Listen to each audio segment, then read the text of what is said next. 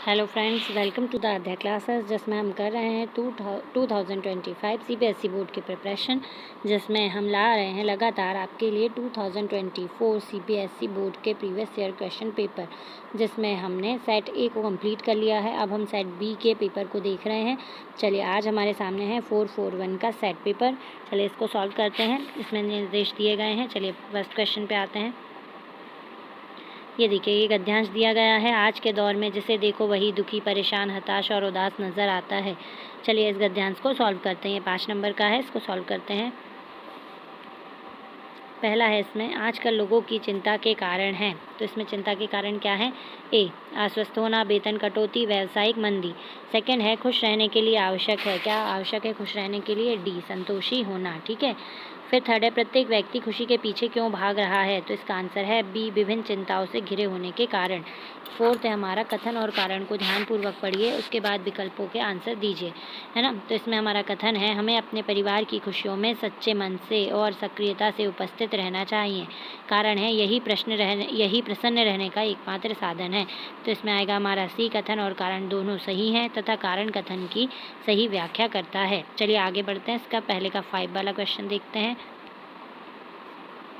ये फर्स्ट का 5 है हमारे पास सामने।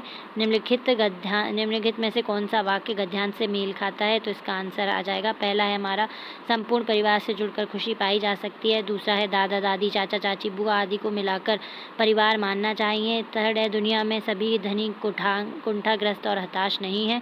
और फोर्थ है हमारा, तथाकथित खुशी को धन से नहीं खरीदा जा सकता। तो इसका आंसर है हमारा डी, पहला, सेकंड और फोर्थ जो है सही है। ठीक है, मेल खाते हैं गद्यांश से। चलिए सेकंड पे पहुंचते हैं। सेकंड हमारा गद्यांश है, ये देखिए, 18 साल के युवा ग्रैंड मास्टर आर प्रज्ञानंदा, इन दोनों छाए हुए हैं। चलिए इस गद्यांश के प्रश्न उत्तर देख लेते हैं। ये हमारा सेकंड का फर्स्ट है हमारा, प्रज्ञानंदा की प्रसिद्धि का कारण क्या है? तो इसका आंसर है ए, कम उम्र में शतरंज के क्षेत्र में नाम कमाना। सेकंड है, किसी एक हार से सब खत्म नहीं हो जाता, पंक्ति का आशय है। तो इस पंक्ति का आशय क्या है? बी, असफल होने से जीवन समाप्त नहीं होता। तीसरा है, बिल गेट्स के अनुसार सफलता की खुशी मनाने से अधिक आवश्यक है। तो इसके अनुसार है डी, असफलताओं से शिक्षा ग्रहण करना। फोर्थ है, सफलता प्राप्ति के बाद किसे अपने नियंत्रण में रखना चाहिए? तो इसका आंसर है बी, अहंकार और आक्रोश की इच्छा को। ठीक है, चलिए अब आगे बढ़ते हैं नेक्स्ट प्रश्न पे। यह हमारा सेकंड का 5 है हमारे सामने।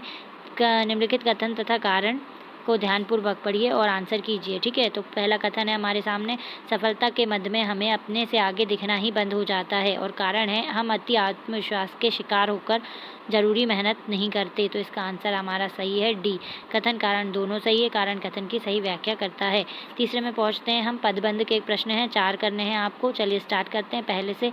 जिसकी छत पर दफ्ती की दीवारों वाली और तातामी की जमीन वाली एक सुंदर पर्णकुटी थी। इस वाक्य में रेखांकित का पदबंध भेद है। तो इसका आंसर है ए, संज्ञा पदबंध। सेकंड है, वे प्याले हमारे सामने रख दिए गए में रेखांकित पदबंध है ए, संज्ञा पदबंध।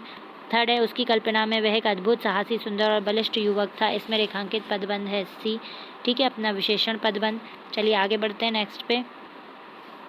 यह है हमारा फोर्थ, निम्नलिखित में क्रिया विशेषण पदबंध का उदाहरण छाटिए। तो इसका आंसर है हमारा ए, वह तेज कदमों से चलती हुई वहां पहुंची। पांचवा है हमारा, फिर हमारा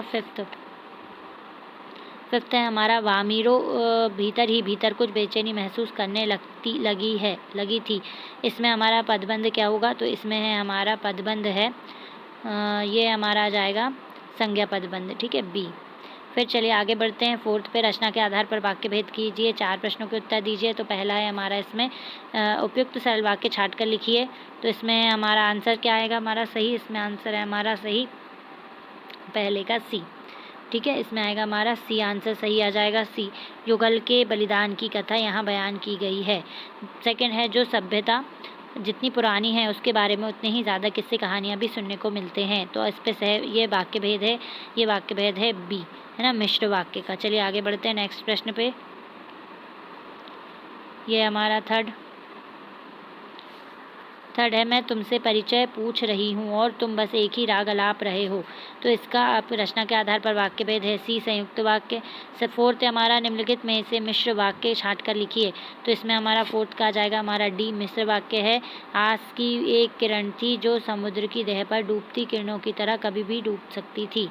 ठीक है, अब हमें स्तंभ 1 और स्तंभ 2 दिए हैं, इनको सुमेलित करना है। तो इसमें आंसर है हमारा पहला है स्तंभ 1 में वह बीच बीच में दृष्टि इधर उधर दौड़ाती, उन्होंने ऐसी फिल्म बनाई थी जिसे सच्चा कवि हृदय ही बना सकता था। तीसरा है तीसरी फिल्म नहीं थी बल्कि सेल्यूलाइड पर लिखी कविता थी। तो इसमें बताना है स्तंभ 2 में है मिश्र वाक्य, संयुक्त वाक्य, सरल वाक्य। तो इनके सही आंसर हैं पहले का है हमारा थर्ड, है ना। तो ये सी जो है वो सही है। तो इसमें आएगा पहले में थर्ड सरल वाक्य, दूसरे में सेकंड मिश्र वाक्य और तीसरे में फर्स्ट है मिश्र वाक्य। चलिए आगे बढ़ते हैं नेक्स्ट प्रश्न पे। ये नेक्स्ट है हमारा 5वां प्रश्न। 5वें का पहला है हमारे सामने समास वाले प्रश्न हैं, 4 करने हैं। पहला है स्वर्ण पदक समस्त पद कौन से समास का उदाहरण है, तो इसमें आएगा हमारा बी, ठीक है, तत्पुरुष समास का। फिर है हमारा आजीवन में कौन सा समास है, तो इसका आएगा डी अवयवी भाव समास, ठीक है, आजीवन। फिर है भला मानस में पद विग्रह क्या होगा, भला है जो मानस, ठीक है, भलाई करने वाला मनुष्य या भला है जो मानस, तो इसका आंसर है सी। फिर है हमारा फोर्थ है निम्नलिखित युग्म पर विचार कीजिए, सही जोड़े चुनिए, तो इसका आंसर आ जाएगा हमारा सी पंजाब, द्विगु समास का उदाहरण, ठीक है, पंजाब 5 नदियों का समूह ऐसा, है ना। तो चलिए आगे बढ़ जाते हैं नेक्स्ट पे। इसमें 5वां है त्रिलोचन शब्द पद का सही युग्म है, 3 लोचन का समूह, 3 है जो लोचन, त्रिलोचन 3 लोचन का समूह, है ना। इसका आ जाएगा आपका सही आंसर है 3 है लोचन जिसके, द्विगु समास, ठीक है। तो ये है हमारा द्विगु समास का उदाहरण सी। चलिए आगे बढ़ते हैं मुहावरों पर। मुहावरों में देखते हैं, पहला है हमारा, पहले में है मुहावरे और अर्थ के उचित मेल वाले विकल्प का चयन कीजिए। तो पहले में आ जाएगा हमारे मुहावरे यानी 6th वाला क्वेश्चन जो है, तो इसमें आ जाएगा सी, ठीक है, नज़र रखना, ध्यान रखना। सेकेंड है युद्ध के लिए तैयार होना, इसका आंसर हो जाएगा डी तलवार खींचना। फिर थर्ड है असंभव कार्य कर दिखाना, इसका आंसर है ए तारे तोड़ लाना, ठीक है। फिर हमारा आगे का आंसर क्वेश्चन देखते हैं, फोर्थ वाला। फोर्थ है हमारा हमारी सेना ने दुश्मन को बुरी तरह हरा दिया, तो इसका आंसर हो जाएगा हमारा बी, है ना, छक्के छुड़ाना। फिर है फोर्थ है मेरी बहन सांप सीढ़ी के खेल में हार रही थी अतः उसने गोटियां मिलाकर पूरा खेल ही, वाक्य में रिक्त स्थान उपयुक्त मुहावरा क्या होगा, तो इसमें क्या आएगा, पूरा खेल ही गुड़ गोबर कर दिया, ठीक है, तो डी आएगा। तो और 6th है हमारा, इसमें 6 दिए गए हैं, 5 करने होंगे, वो 4 करने थे। प्रतिष्ठा बढ़ाना का मतलब क्या है, 4 चांद लगा देना, तो सी आएगा, ठीक है। चलिए 7वें पे पहुंच जाते हैं। 7वां है हमारा पद्यांश को पढ़कर आंसर करना है 5। विचार लो कि मरते हो ना तुम, मृत्यु से डरो कभी, मरो परंतु यूँ मरो कि याद जो करें सभी, है ना। चलिए क्वेश्चन आंसर देख लेते हैं इसके। यह है पहला है कवि ने ऐसा क्यों कहा कि मृत्यु से नहीं डरना चाहिए, तो इसका आंसर आएगा डी मृत्यु तो अवश्यंभावी है। सेकंड है कवि कैसी मृत्यु को सुमृत्यु कहता है, इसका आंसर है सी महान उद्देश्य के लिए मरने वाले की मृत्यु। तीसरा है कैसी मृत्यु व्यर्थ है, तो इसका आंसर है बी जिस मृत्यु को याद न किया जाए। चौथा है पशु प्रवृत्ति क्या है, अपने लिए जीना, है ना, अपनों के लिए जीना अपने लिए जीना खाना पशु प्रवृत्ति है। चलिए आगे बढ़ते हैं नेक्स्ट प्रश्न पे। यह है 5वां कौन से वो वाक्य पद्यांश मेल खाता है, तो इसका आंसर है हमारा 80, है ना, जिसमें है पहला और तीसरा जो है वो मेल खाता है। उदार मनुष्य दूसरों के लिए जीता मरता है, और थर्ड है मनुष्य जीवन की सार्थकता परोपकार में है। चलिए 8वें प्रश्न पे पहुंच जाते हैं। 8वां प्रश्न है हमारा पद्यखंड पर आधारित है, ठीक है, 2 प्रश्न हैं इसके। चलिए पहला है कबीर के अनुसार मीठी बोली का क्या प्रभाव होता है, तो मीठी बोली का प्रभाव है, इसमें आंसर आएगा हमारा सी। थर्ड और फोर्थ, यानी कि थर्ड में है हमारा काम सरलता पूर्वक हो जाता है, फोर्थ है सुनने वाले को सुख की अनुभूति होती है। सेकंड है जिसके चरणों में पला ताल दर्पण सा फैला है विशाल, इसमें कवि ने ताल को किस रूप में चित्रित किया है, तो इसमें आंसर आएगा हमारा सी विशाल दर्पण के रूप में। चलिए 9वें प्रश्न पे पहुंचते हैं। 9वां प्रश्न हमारा दिख ही रहा है हमको, गद्यांश है, इसको पढ़कर आंसर करना है। तो सालाना इम्तिहान हुआ, भाई साहब फेल हो गए, मैं पास हो गया और दर्जे में प्रथम आया, है ना। चलिए इसको आंसर करते हैं। पहला है कक्षा में प्रथम आने पर छोटे भाई के व्यवहार में बड़े भाई साहब के प्रति झलकने लगा, क्या झलकने लगा, तो इसका आंसर है बी अहंकार झलकने लगा। दूसरा है छोटा भाई बड़े भाई साहब को आड़े हाथों लेना चाहता था परंतु ऐसा नहीं कर पाया, क्यों, क्योंकि इसका आंसर है डी, उनसे हमदर्दी हो आई। ठीक है, चलिए आगे बढ़ते हैं नेक्स्ट प्रश्न पे।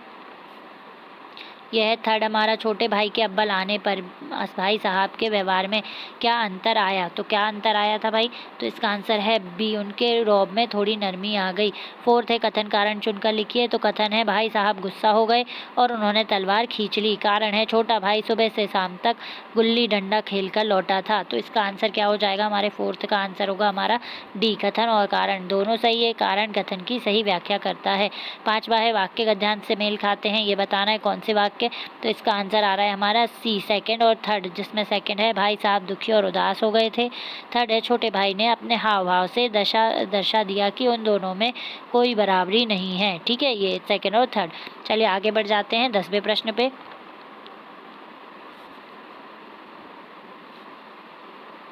यह हमारा 10वां प्रश्न है, जिसमें हमारा गद्य खंड पर आधारित प्रश्न है। चलिए पहला है कौन से वाक्य या कारतूस एकांकी से मेल खाते हैं? तो इसका आंसर है बी, वकील ने वजीर अली की बात ध्यानपूर्वक सुनी। और इसमें बी का जो फर्स्ट और थर्ड है वो है ना, तो इसका ये देखिए बी का फर्स्ट और थर्ड कौन सा है? वजीर अली की आज़ादी बहुत खतरनाक है। और थर्ड है इसका मतलब कंपनी के खिलाफ सारे हिंदुस्तान में एक लहर दौड़ गई है। ठीक है, सेकंड में हम पहुंचते हैं तंतारा बामीरो कथा में तंतारा की कौन सी विशेषताएं उभर कर आती हैं? तो इसका आंसर हो जाएगा सी, नेक, साहसी और मददगार। ठीक है, अब इसके आगे ये कंप्लीट हो गया है खंड आ का सेक्शन।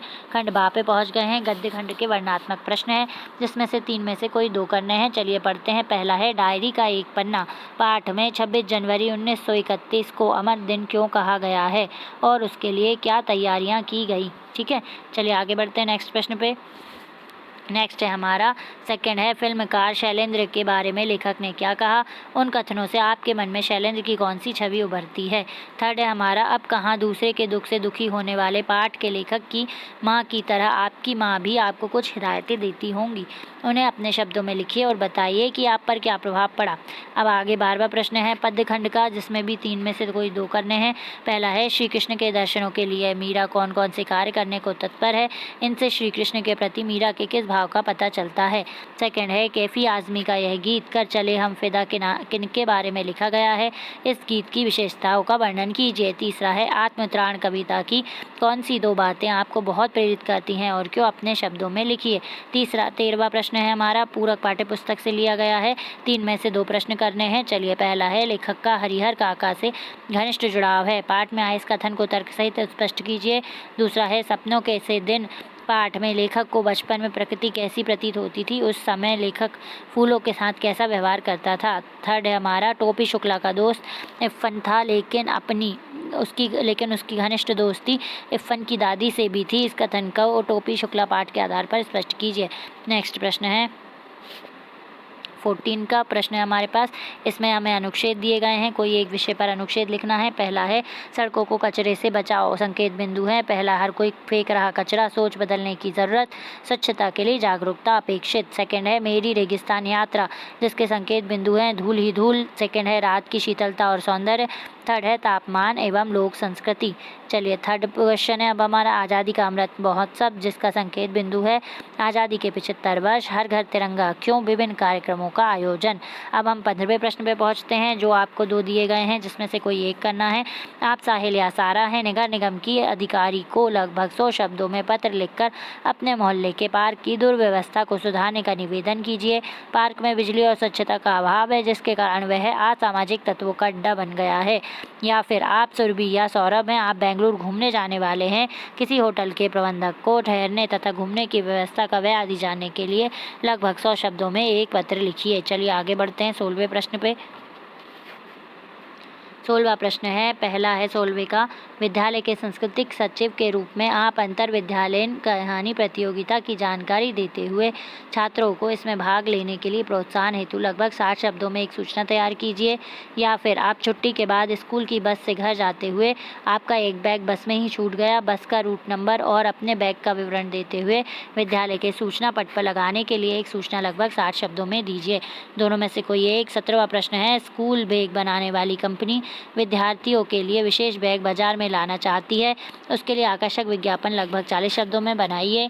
या फिर लाल बाग में पुष्प प्रदर्शनी का आयोजन किया जा रहा है, उसके प्रचार के लिए एक आकर्षक विज्ञापन लगभग 40 शब्दों में तैयार कीजिए। 18वां प्रश्न है, अभी धूप चमक रही थी कि अचानक आकाश में काले बादलों का साम्राज्य छा गया और तभी तेज ओलों की बौछार ने सड़क पर धमाचौकड़ी मचा दी।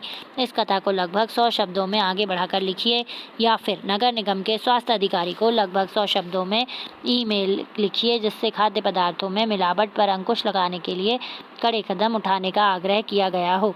इन्हीं प्रश्नों के साथ हमारा ये जो सेट है वो भी कंप्लीट होता है, और ऐसे ही बने रहें और हमारे चैनल को लाइक, सब्सक्राइब और शेयर करें। आपका बहुत बहुत धन्यवाद। तब तक के लिए राधे राधे।